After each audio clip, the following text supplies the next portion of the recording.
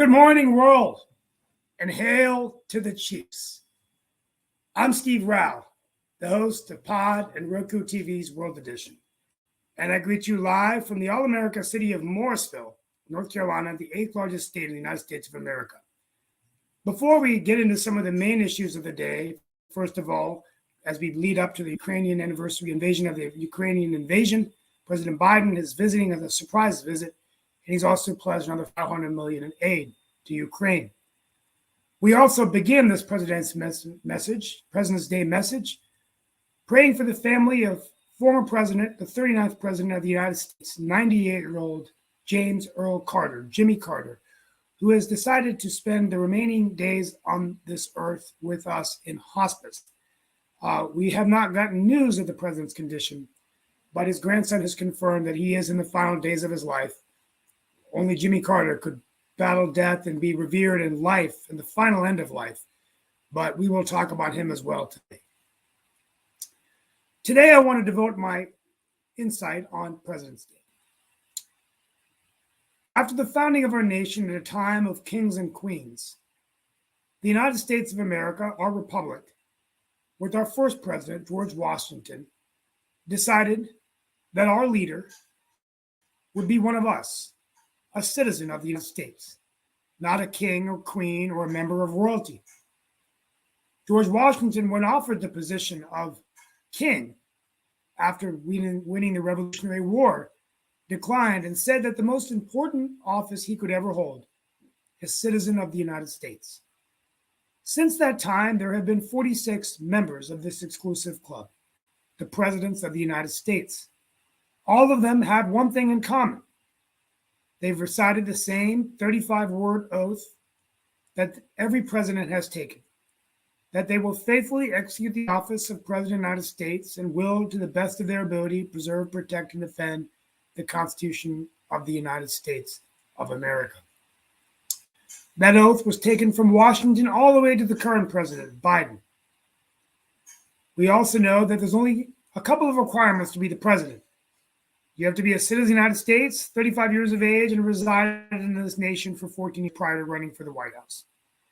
All of these candidates, not one woman in the club yet, although that could change with Nikki Haley fighting for the Republican nomination, and of course, Kamala Harris waiting in the wings as vice president if Joe Biden doesn't run. At the end of the day, I'll close out my final insights that this year I was able to go to the White House twice. At the Diwali reception hosted by President Biden and the First Lady, Jill Biden, I could hear the calming words of Franklin Roosevelt as I saw his picture in the White House, helping America rally the Great Depression and leading us in World War II.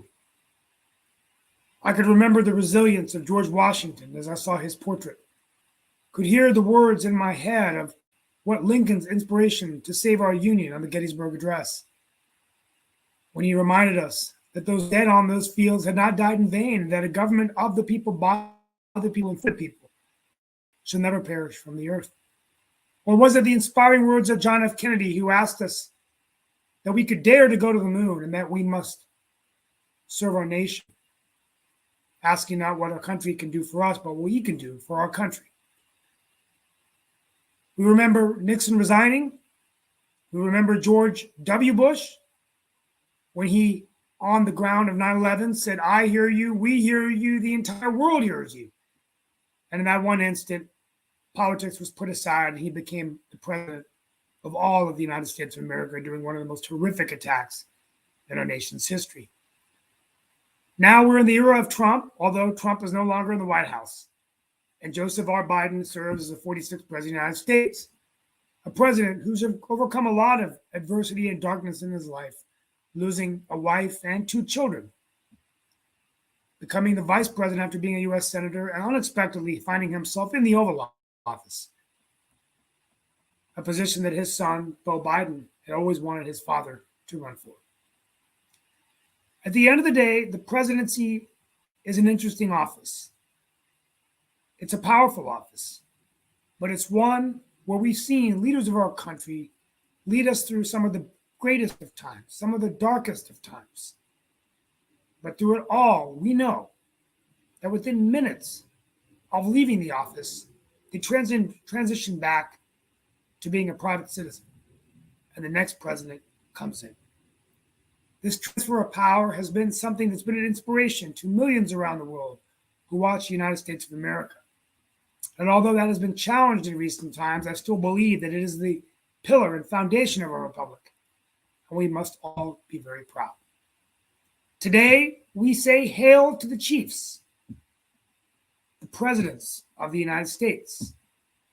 And today, we have a special guest, along with Mark Lee and my panel, who will be coming and sharing insight. So, Mark, if you bring our special guest in, we want to wish each and every one of you a happy President's Day. We have with us Hal Markovitz, who is an author, has been a journalist. And Hal, welcome to the show. And you have some insight about presidents of the United States. Yes, I do. Thank you for inviting me on. No, well, welcome. Well, tell us a little bit about your background, your insights, and what we can do to engage you today on the show. Well, I spent 30 years of my professional career as a newspaper reporter, and I mostly covered politics. And that kind of gave me an insight into what politicians think and say and do, and sometimes it gets pretty weird. And so it gave me kind of an insight into their thinking. And I left my newspaper in 2006 to write books. And one of the books I wrote is a novel titled Painting the White House. And it's about an ordinary house painter who gets the job of painting the interior rooms of the White House. And once he gets inside, gets his ladders up and his drop cloths down and his paint cans open, he pretty soon finds himself involved in all the kind of weird and kooky intrigues that go on in the White House. So that's what the book is about. And like I said, it's a novel, but I wanted to be very accurate in my descriptions of the interior of the White House. So I read a lot of literature, a lot of sources on exactly what goes on in the White House and what the White House looks like. And pretty soon I started stumbling across some very, very strange and unusual stories about the White House that are actually true. And I was able to weave some of these into the narrative. But, again, the book is a novel, but the stories that I'll be happy to relate to you right now are absolutely true. They all did happen. Hey, Hal, one of the things, glad to be joining you, glad to have the opportunity to invite you here. But I know that sometimes we think about the unusual counsel that presidents have had. And I know that within the book, there are some unusual stories within that regards. I know that even though I don't think it's in the book, there was talk of, particularly after the assassination attempt, Nancy Reagan turning into astrology and astrologers. And then I do know that within the book, apparently Calvin Coolidge, and I can't really talk bad about it because I actually also in my life at one time had a pet raccoon, but I don't ever remember conferring with the raccoon. But apparently one of our past presidents, Calvin Coolidge, used the raccoon that he conferred with. So I'm thinking maybe he was trying to get advice from the raccoon or whatever, but I'm not sure exactly what kind of conference they were having and all in that space. But that was one of the unusual stories that I saw that I would love to know more about. And there are a couple of other ones that I heard that you have as well. But that one kind of struck my attention. I'm going like, what was going on between Calvin and this raccoon? Well, President Coolidge would enjoy taking some time off during the day to stroll around the grounds of the White House, enjoy the outdoors, clear his mind, whatever. And at one point, he noticed that there was a raccoon that would kind of follow him when he would do this. Now, understand, he's the president. He's being trailed by a bunch of aides and Secret Service agents and whatever. And he's walking around the grounds of the White House. And as I said, pretty soon he notices that there's this raccoon that seems to always be following him. So he names the raccoon Rebecca. And he actually even had a little house built for the raccoon on the grounds of the White House. And he let Rebecca inside the White House during the day to kind of tramp around the hallways, although they kicked her out at night. But the aides that would trail behind the president would notice that he would actually be talking to the raccoon and kind of, trading ideas and conferring and asking questions. Should I do this? Should I do that? And I don't know whether the raccoon answered him, but it made the president happy, and he probably made some decisions based on his conferences with Rebecca the raccoon. It makes sense. And I know that you also said, because we are noticing that definitely, as Steve alluded to, that Jimmy Carter is on his last leg here in this earth and everything. Hopefully he will live many more years, but it doesn't seem like that is the case and everything. But that being said, it sounds like you have some stories about Jimmy Carter as well. I know that Steve just shared some, but I'd love to hear your stories about what you learned about Jimmy Carter. I know most people think of him in that sense of being a peanut farmer. There are a couple of kind of strange Carter stories. One story is that when he became president, of course, he would invite members of Congress over for working breakfasts, working lunches, whatever, and they would sit in the White House dining room and discuss the issues and whatever. What they didn't expect, though, and what had never happened before, was that when they would come over for a breakfast or a lunch with the president, he would bill them for the meal. He billed them $4.75 to have lunch with him in the White House. And so that was kind of a one story about Carter. Well, yeah, and I worked. There's a picture I just posted on Facebook for those of you who are my Facebook friends of me with President Carter in 1989. I was a young college student. I was a Carter Presidential Fellow or intern, and the only memory I have of him was when he would come in once a month to the Carter Center. He would teach at Emory, so I took a few classes where he lectured, but he was an absolute perfectionist. I remember that if interns made the mistakes of having copies that were double-sided or things that were out of place, they would be immediately terminated, and people would take days off just to get ready when the president would come. There'd be a long line to receive him, and they would be just shaking in their boots. He was a very tough man. Nothing like when I see the images of him. Yeah, he was a generous human being and a good man.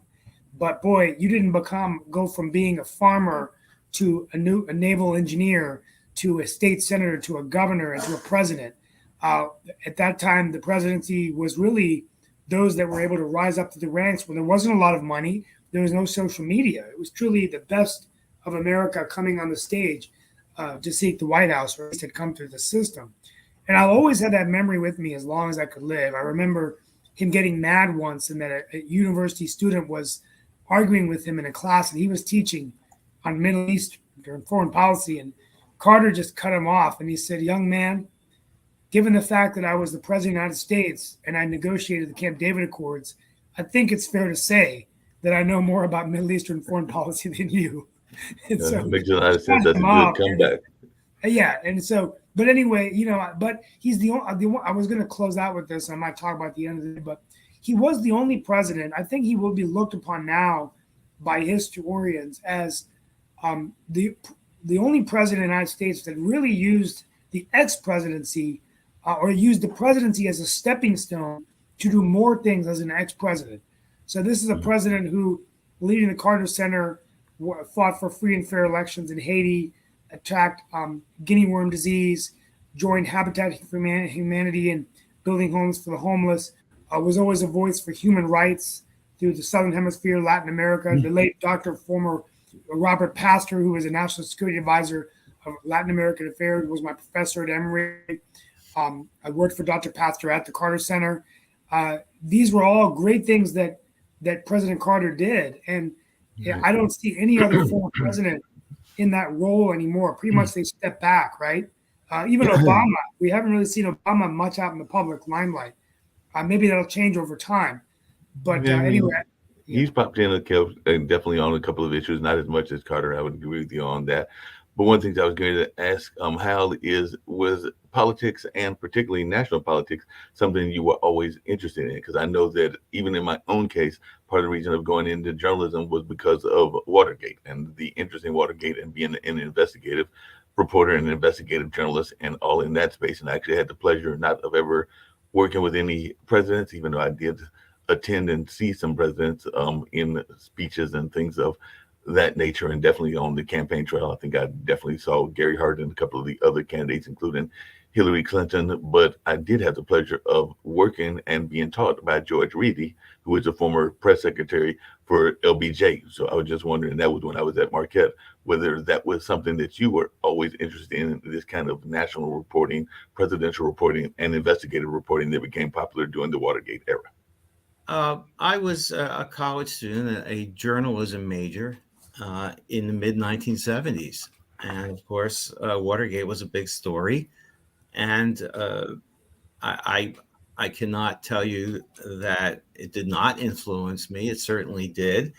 It intrigued me. It made me want to know more, and made me want to know how, reporters, what reporters can do to, unearth these stories. And yes, of course, it had a very big impact on my career. Yep. Going to bring in some of our other panelists as well. I know that one of them I'm going to bring in is not a big fan of one of the Bushes and all in that space, and that is Sasha Starr. I'm also bringing in Lee Newton Rhodes. But before I get to Sasha, and Sasha may have some questions for you as well, I know one of the stories you tell about George H.W. Bush is that apparently he took a shower with his dog. And I'm going like, that doesn't sound too clean or too anything of that nature, but tell us a little bit about this, and how often did he, I forget the name of that particular dog.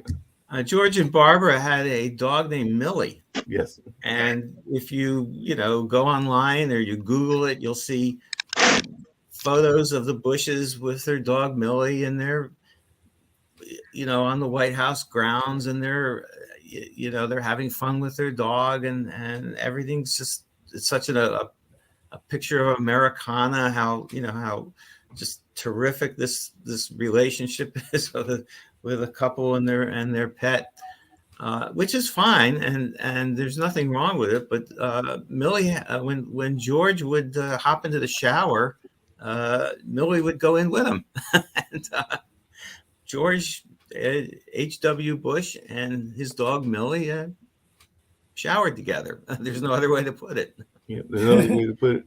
Just really quickly. And today we're going to keep our guest on. Did he? Oh yeah, he's still on. Let's just go down the row, and we're going to spend most of the show on presidents, and then we're going to end maybe begin tomorrow with talking about the war in Ukraine, the anniversary. Sasha Starr. I think we're going to devote a little bit more of every show. Just now, as we get into the 3 days, we're going to get to the 1 year anniversary of Ukraine. But I want to start with Sasha Starr as an immigrant to Canada from Ukraine. Who are there any presidents that come to mind that are we know who you think the worst president is? I don't want to start one of those again, but let's start with the best. So in the last modern era, since in the last 30, 40 years, who do you like as president? Who should we be talking about? I think Ronald Reagan probably fits the bill, like the most effective president, great communicator, a man who could really put all creative forces, political forces, I would say, in the US together. And he was the first one who actually proclaimed Soviet Union to be an evil empire. And it was due to Ronald Reagan, very clever picturing the future world war, the Star War, which US was miles away from in reality. But Russian leadership, Soviet leadership, believed it and gave up, actually. That was one primary reason to really subdue the Soviet Union, which was much bigger and much stronger country than today's Russia. And Russia was so weak when the Soviet Union fell apart at the end of 1991. In 1992, at the beginning, they virtually have to scrap together to find $10,000 to pay for a ship of grain ready to depart Rotterdam for St. Petersburg. And they just didn't have $10,000 to pay for port charges, duties, and so on. And that was a time when more astute president than Bush Sr. would definitely provide Russia with all necessary help on the basis of Russia get rid of its nuclear arsenal, and the world would be completely different place than it is today. Because as you know, for 3 generations, people in the West are intimidated by the possible nuclear attack from Soviet Union and now Russia. And that could have been eliminated right at the beginning of 1992 under President George Bush Yeah, yeah, Sr. absolutely. And I did over the weekend. I've been reading about presidential. I'm going to read off my notes real quick, but I do have really quickly. I do have a rating that they came up with of the worst presidents of the United States. The rating. Let me read you the ratings real quick. So the top rated president is Abraham Lincoln at number one. The worst rated was James Buchanan, one of the worst. Franklin Harding, Herbert Hoover. I'm sorry, Steve. What criteria are they using? I don't know. I'll have to go back and look. It was basically in the rankings were just based on the time that they lived in, basic national research polling. Past presidents who have been out of office longer, what they found, their legacies actually improve over time. So President Obama has moved up considerably, and now Andrew Johnson has dropped to 15. So, and then I think it's just that different factors that were involved. But the often joke is that two of the worst were Buchanan, and after Buchanan you had number one Lincoln. Or in the ranking, and then after Herbert Hoover, who was one of the worst presidents, you had Franklin D. Roosevelt, who was in the Oval Office the longest. So kind of interesting. But let's go to, before we get back to our historian, just a quick word from Dan Worthington, our more conservative analyst. But in terms of your thoughts of presidents we should be talking about that come to mind on President's Day. First of all, I think anyone who serves in the office of the President of the United States should have our appreciation and thanks, no matter which party or political affiliation. It's a very difficult job, and it requires lots of sacrifice to do. There are presidents for whom I have very little disregard. And, this isn't a day to point out who they are. I think I have a lot of respect for Ronald Reagan, like Sasha does. No, they all have their strengths. They all have their weaknesses. I just read an article about Biden is interesting, and that one of the reasons he wants to run is because he thinks basically the rest of his party is crazy, and he thinks he's the only real moderate choice. Kind of interesting because of the alternatives, Buttigieg and Warner and a couple of the other wackos that would be the alternatives to him in running for the Democratic side. And it's just, so you got to have an appreciation for the strengths and weaknesses of all the leaders of the free world who have served their country. And so I'm not going to disparage any of them, really. I have at times commented on my opinion of the current president, who I think has been fairly ineffective. But considering the choices of the Democratic Party, who do you got, right? So that's kind of the problem we have a real dearth of leadership in our country today who have both leadership capacities and the political abilities to become president and to provide effective leadership. Because as Trump discovered, it isn't the same as running a business. There are so many things that the president has to deal with, and so many things going on behind the scenes the president doesn't have any control over. That is a kind of rude awakening. Anyone that gets in the seat of power. That's why you saw Obama kind of open his eyes wide once he discovered what was going on, really, and moderated some of his positions. He had to, because of the reality of what a president has to deal with. It's very interesting.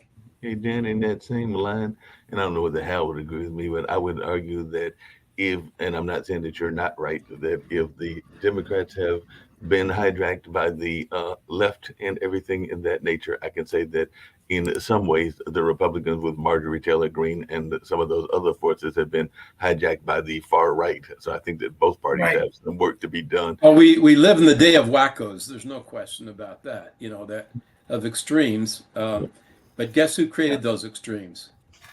The media and the rest of us idiots that voted for him, right? Yeah, and there's so many different. That's why when I did my monologue, and today as a surprise edition, I do have a witness here, but I'm going to do my best to recite all 46 presidents by heart with no notes. I may have to have my son come down and just say, "Look," but I'm going to do this today at the end of the show, Mark Lee, and all I ask is that you take that clip and send it to me so I can share it. But yes, yeah, I'll definitely do that and everything. Yeah, so we're going to do that at the end of the show. But let's go back to Lee Norton Rhodes, and then we're going to get back to our guest about other things we should be thinking about. Lee, any presidents that come to mind? Yeah, there is. But first, I want to pick up on something you said before about President Carter, the uniqueness of him, that once he left office, he still cared dearly about this country. And I think that cannot be overstated. It's a shame that others don't do that. One of the biggest problems I think we're having nowadays is the tearing apart the fabric of the United States, the sides, left and right, conservatives, liberals, whether it's part of it's the media and part of it's our politicians. And I admire Abraham Lincoln, what he tried to do to this country and what he did do after the Civil War to bring the North and the South together, regardless of what he thought about people and what they did to the country. The tremendous amount of healing that he helped this country to accomplish. And it's a shame that we don't have politicians like him doing that nowadays. We have politicians now, as elections have consequences, get over it, it's my way or the highway. And that's not Abraham Lincoln. And we need to bring that back. Hey, Lee, just really quickly, one of the presidents that I admire personally, and yeah, they had their drama, they had things to go into their life, there's no doubt about it. But in terms of being a unifier and definitely dealing with a lot of turbulence at that particular time, I'm actually an admirer of Kennedy. I think Kennedy did a lot of great work, whether it was some of the things that he founded that were in the social justice lane and the things of that space, or whether some of the initiatives that he did in that space, and definitely did a lot of work along with LBJ in the civil Mark, rights. I think Kennedy did two great things in my mind. One is I think he made patriotism cool. Yes. And the other one is responsibility towards the country. He brought that out. Yes, and that's one of the things he did. I would also say that another one that I admired, they had some New Deal packages, some of those that we still use to this day, and some of them that have been corrupted and all in that space. But I am an admirer of FDR. And I'm also an admirer, as many of you have said, of Jimmy Carter. And, just because he was a first, just like Steve's going to be our first Indian president, there were some things that were admirable about Obama, and even the whole kind of ways that he was trying to bring the nation together, because he had to find a campaign and a campaign slogan that was going to be not just addressing one segment of society, but it would be resonating with a lot of folks, because otherwise he wouldn't have not he would not have gotten elected. So he did have to find something that was resonated. And I do agree with, I think it was Dan said that he had his eyes open when he came in because he was a grassroots organizer. I have friends, and I consider myself a grassroots organizer. So yeah, I think he came in from that lane of grassroots organizing and was expecting he was going to be able to bring some of that into the White House, and that is not always the case. There's a lot of political maneuvering. I want Hal Markowitz to jump in, but what's interesting is the last few presidents that we've had never really planned to be the president. It really wasn't their ultimate goal. Even if you go back to George W. Bush, it really wasn't his plan to be the president. If you look at Barack Obama, I don't think he ever saw it coming. You look at Trump, I think when he first ran, he probably didn't even realize he was going to win. That was a bit of a surprise. And then Joe Biden, when he left the vice presidency, I think really thought he was going to be out of public office. And 8 years later, came back in, or 4 years, there was a break, and then he came back in and became the president. So you had Bill Clinton, who I think always wanted to be president, but circumstances enabled him to come in and win a tough election at that time against George H.W. Bush. Reagan, don't know whether he really was he was an actor, then a governor, but I don't know if that was his lifelong goal to be president of the United States. And so, who knows? Maybe it's Al Gore. His whole life was to become president, and then it wasn't able to happen for him.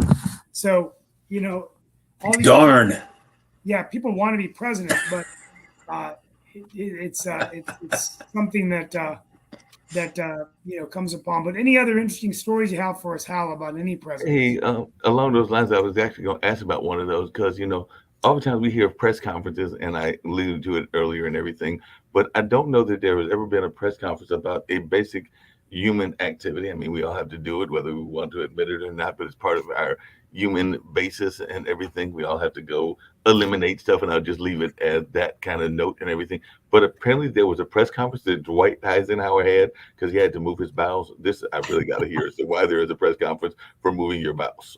Actually, that was Eisenhower suffered a heart attack while he was president, and he was hospitalized in Walter Reed Army Hospital. And at some point, they had daily press conferences to update the media on the president's health, and he did recover, of course.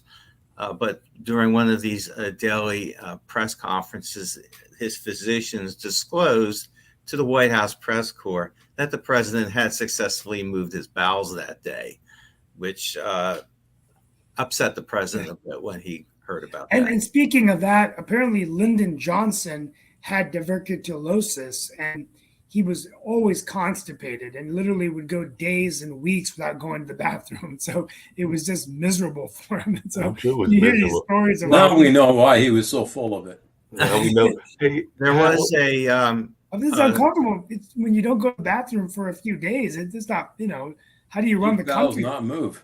I did not come across that particular fact about Johnson, but I do know this, that he when he moved into the Oval Office, he would use the toilet. There's a private bathroom in the Oval Office, and he would use the toilet with the door open. And so if somebody unexpectedly came into the Oval Office to talk to him, it was not unusual to see Johnson sitting on the commode. And it was fine with Johnson. He would just carry on the conversation and tell them. They had that in a few of the movies, even the movie Selma. He's talking to his advisors, and it's so unusual, He was a Texan after all. Yeah, he was. He also had a phone installed in the White House bathroom so he could take calls while he was in there. But that's also, as we're going to spend a few more minutes and Probably maybe helped him relax. It probably definitely helped him what's relax. amazing- Hey, speaking of relaxing and everything, I did have one other story, well, two more that I wanted to get to from Hal. But because one of them places that one of these presidents went swimming, and of course it was an early president. I don't know that anybody's going to try to swim in that water now, and that's due Potomac River. I mean, it'd be like swimming in the Hudson in my mind for the New Yorkers and those that are associated with New York and the Northeast and all that. But apparently James Monroe used to enjoy swimming nude in the Potomac. And I don't know that anybody's going to try to swim in the Potomac now, because it's probably like anything else. It's got a lot of stuff in it that we might be Well, taking our life in our own hands. I suspect back then it was a lot cleaner than it is now, but you're correct. James Monroe would take some time off from his busy schedule and traipse down to the river and take off his clothes and jump in for a swim. One time he was a reporter, a journalist who happened to have been a woman, which was very rare in those days, found out about this habit, and she followed him down to the river and watched him strip and jump into the river. And at that point, she sat down on his clothes and told him he couldn't have them back unless he gave her an interview. What did he do? He gave her the interview. That's one way to get an exclusive, but It's called rebuffed. He was rebuffed. he was rebuffed totally. Speaking of rebuffed and interviews, apparently the first lady, this is one of the other story that I saw that you had put out there and everything. Florence Harding gave press interviews in her negligee. I'm thinking, like, I don't know what Florence looked like or anything in that space, but that would be an unusual way to have a press interview. But I'd love to hear more about this story as well. Right. Florence Harding was very, very comfortable talking with the press, and she would often invite them up to the living quarters, and sometimes she never bothered to get dressed, and she would be in her nightgown and would lie down in bed and answer the questions. She also consulted, I believe you mentioned before, Nancy Reagan consulted an astrologer. Yes. So did Florence Harding, and she used to have a weekly session with a fortune teller who she would send the White House limousines for, and the fortune teller would come into the White House and sit down and talk things over with the First Lady. And the fortune teller did tell Florence Harding that her husband would die in office, and he did. Well, I see we've been joined by Jatovi. Jatovi's with us, and of course, Jatovi's always got amazing things going on out of that gaming world and everything. But Jatovi, it's a President's Day edition, so I was seeing if you had any presidents that you admired, and if you had any questions for Hal, who is a fellow journalist and also somewhat of a trivia historian of the various presidents out there. So maybe there's some president that you want to know about that Hal might have some ideas about as well. I mean, well, I guess since it is, that it is President's Day, but also since it is sad news with Jimmy Carter's, declining health, I guess it'd be kind of neat to hear some things about him, about Jimmy Carter himself, something that isn't well known. Well, I shared Jatovi the fact I put it up on my Facebook site, but I worked with Jimmy Carter at college as a Carter Center at Emory University presidential intern my sophomore and junior year, and I didn't work for him directly. But the one thing about him that to this day I was only like a 19-year-old kid was he was just a tough man. I mean, he would make people cry when copies were double-sided and they should be single-sided. I remember when Oscar Arias came in, the prime minister of Costa Rica, and there was just people fired that were just making mistakes. And the rule is when the president came in there, you'd have to take 2 days off of class to make sure that you got everything right. Because if you got one thing wrong, he would make sure you were fired. He wasn't this harmless kind of guy, and so he was feared. I mean, I remember people shaking when he would come in, and some of the professors would take 3 days off before he would come in.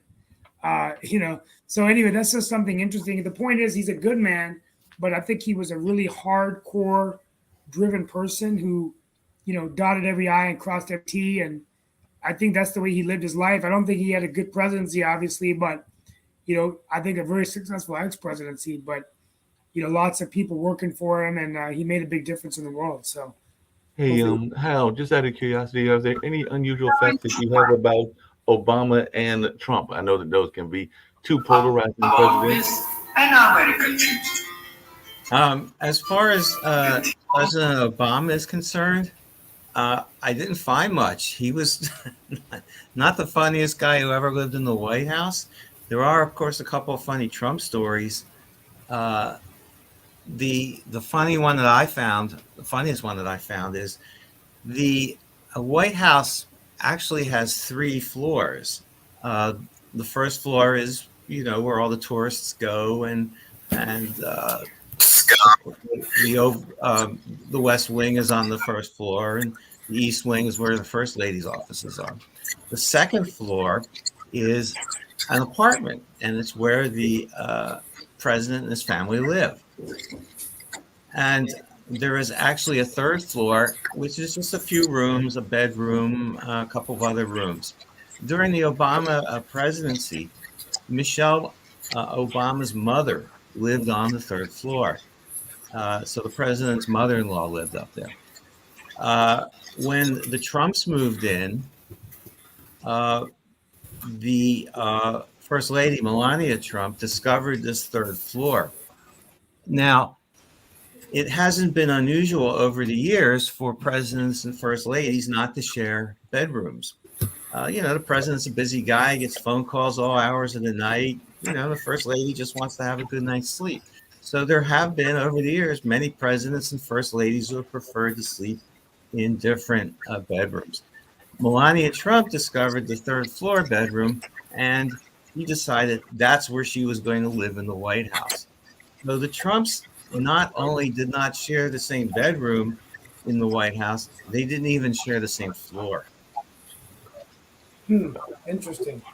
Hey, Kim, we're talking about President's Day. I see that you've joined us along with the other boss of the network, Nick. So I didn't know if you had any thoughts about President's Day. And of course, we've got our special guest, the journalist Hal, who has joined us and has definitely got some interesting stories and has written an amazing book about the person that painted the White House. And it's a novel and all in that space. But I definitely am glad to have him as our special guest. But I'm also glad to have the bosses around. So any thoughts on the president?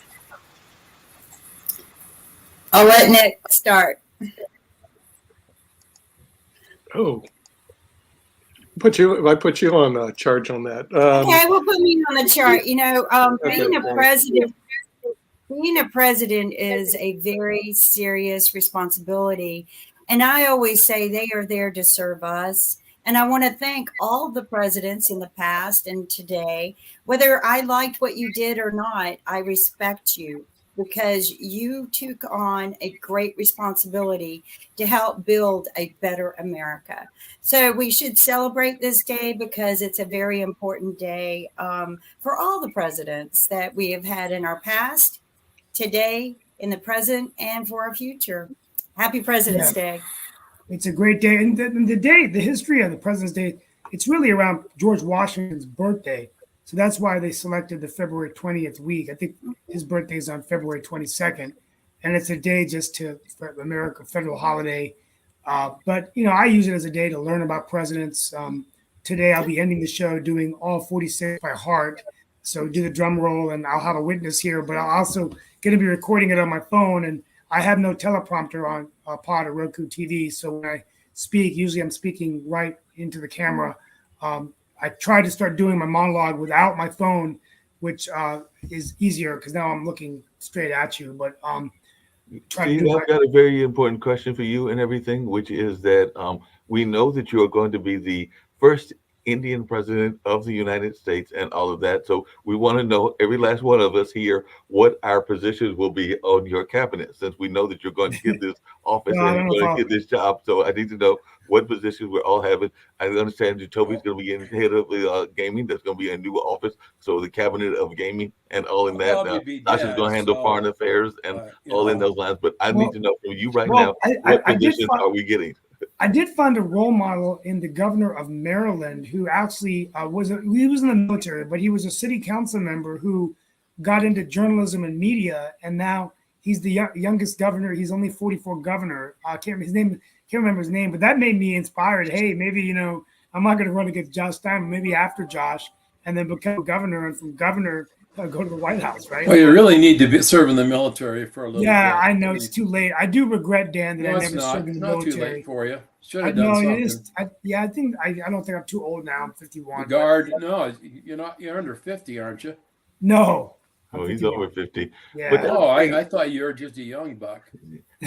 Question for everybody on the panel that actually you brought up earlier, but and I know that it is one of the requirements that you be a citizen and all of that, but there is also the age requirement, and we've seen a bunch of older presidents over the last several years. Whoever wins this time is going to be probably in the 80s range. Well, if Nikki wins, they'd be in the 50s, but there have been a number of presidents that are older. Is there any possibility, and how maybe you know this, of them ever lowering and or changing the age restrictions? I'm not saying that I'm for that, but there's also been talk of that, and also making the election a federal holiday. So any thoughts about either of those being Well, able to I happen?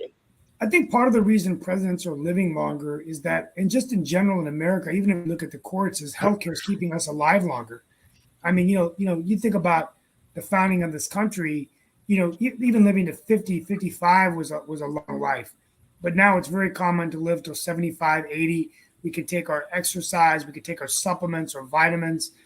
Dan Worthington, thank you for making my day saying I look younger than 51. But I work out as a former athlete every day, probably as hard as I did when I was in my 30s.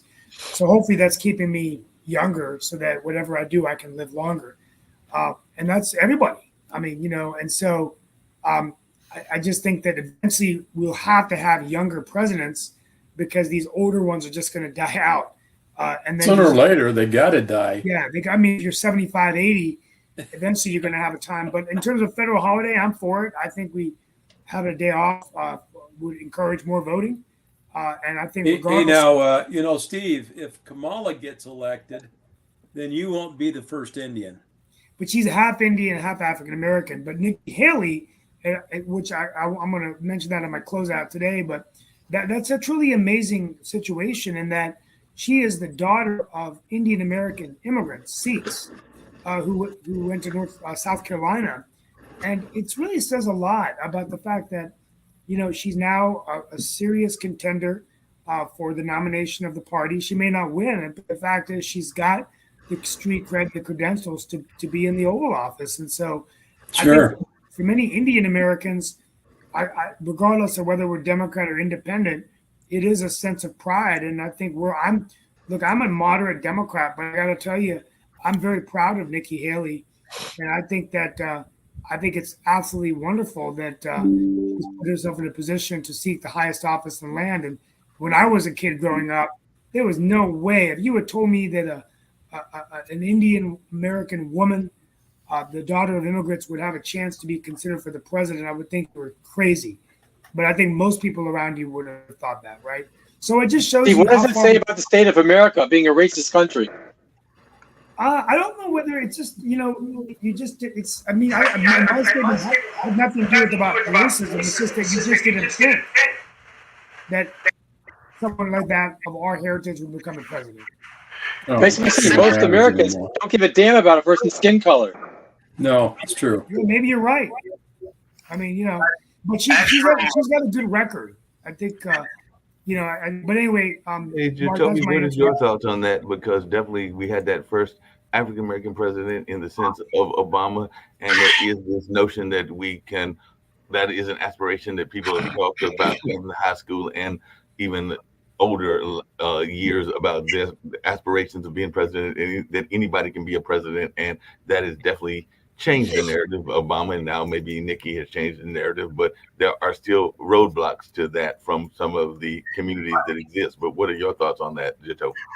So the problem is that once President Obama was elected, people wanted to move past the idea that racism was still alive in America. People wanted to say that America still did not, this proves that there is no race, or that we've moved so far past racism, it doesn't even matter anymore.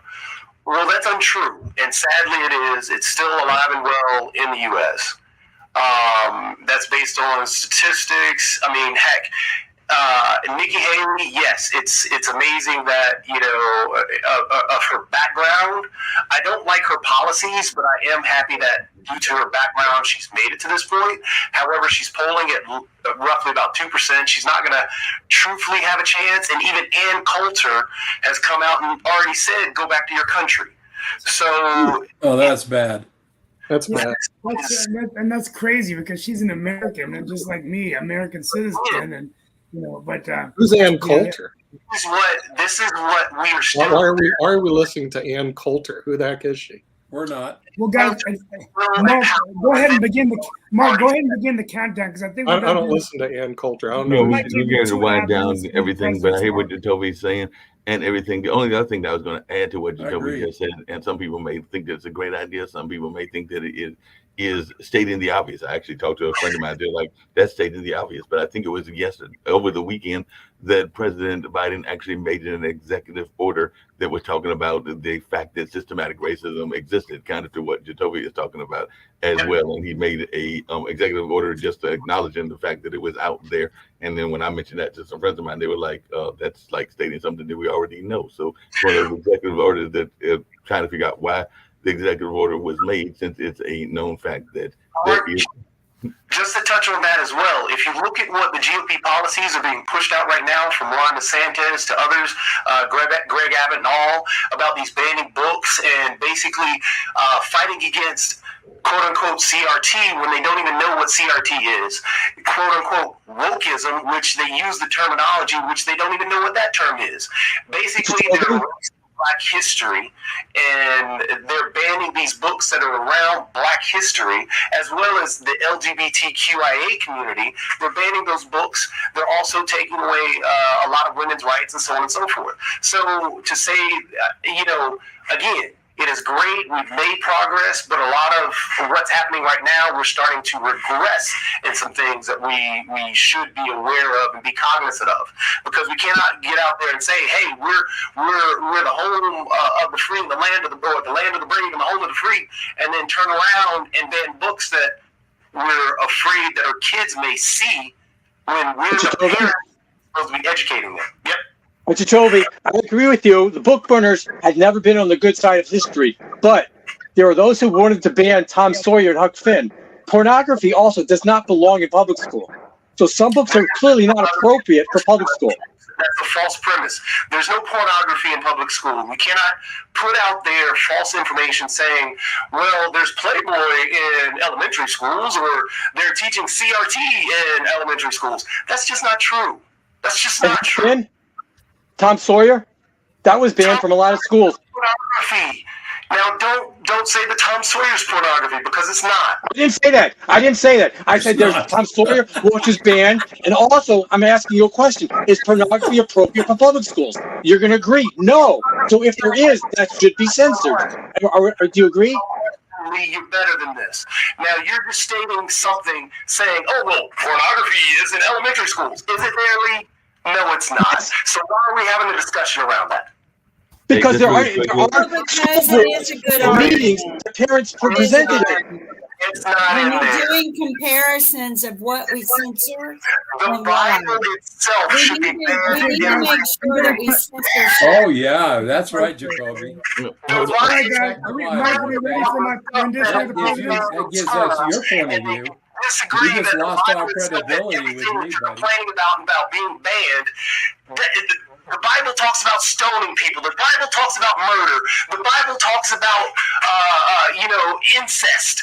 I mean, the Bible has these things in here that you're complaining that it should. I asked why we haven't banned the Bible. I asked why we have not censored the Bible because of the books we have censored. I have all of What that. it is, man. But you know what? The Bible is not allowed in public schools. Hey, hold The on. Bible is not allowed in public schools anymore. No, hold on one second. That's Hold not on. true I think Sart necessarily. had a quick point that he wanted to make, if he can Yes, make the it question quickly and is, who everything. makes these And then I want to hear Hal's, just since he's our special guest, if he has any closing thoughts. And then I definitely got to get to Steve. So we're going to do this very quickly. So, Sasha, quickly. I know I'm putting pressure on people. Very quickly, speaking about pornography, I remember the Playboy magazine that I read at the time had fantastic interview with Steve Martin when he revealed a lot Great of articles. Huh? interesting things, and it was That's what they exclusive always to say. Playboy. So if you didn't read this number of Playboy, you would never seen this fantastic interview.